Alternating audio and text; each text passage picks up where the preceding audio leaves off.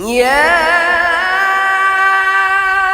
أيها الذين آمنوا كتب عليكم الصيام. السلام عليكم ورحمة الله وبركاته.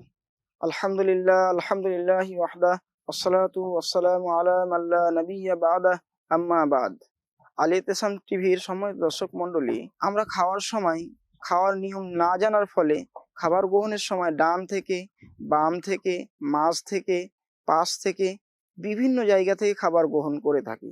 অথচ আল্লাহ রাসূলের নিয়ম কি আমরা জানি যে কোন নিয়মে খাবার গ্রহণ করতে হয়? এই মর্মে একটি হাদিস বর্ণিত হয়েছে। তা বর্ণিত হয়েছে আমর ইবনে সালামা থেকে।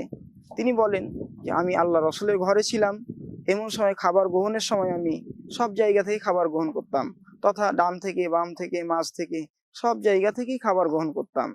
এমন অবস্থা দেখে আল্লাহ রাসূল সাল্লাল্লাহু আলাইহি সাল্লাম আমাকে বললেন, ইয়া গুলাম, হে বৎস, সাম্মিল্লাহ, তুমি আল্লাহর নাম নাও, অকুল বিয়ামিনিক, এবং তুমি ডান হস্তে খাও, ডান হাতে খাও, অকুল মিম্মা এলিকা, এবং তোমার নিকট থেকে খাও, তথা ডান বাম মাঝ থেকে খাবার হতে তুমি বিরত থাকো।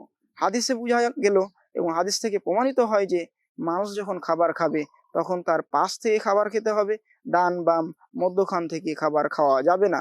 কারণ অপর হাদিসে রয়েছে খাবারের বরকত মূলত মধ্যখানে অবতীর্ণ হয়। তাই আমাদের উচিত হবে খাবার গ্রহণের সময় খাবার নিজের নিকট থেকে খাওয়া এবং অন্যের পাশ থেকে খাবার গ্রহণ করা থেকে বিরত থাকা। আল্লাহ আমাদের সেই তৌফিক দান করুন। আমিন। আসসালামু আলাইকুম ওয়া রাহমাতুল্লাহ।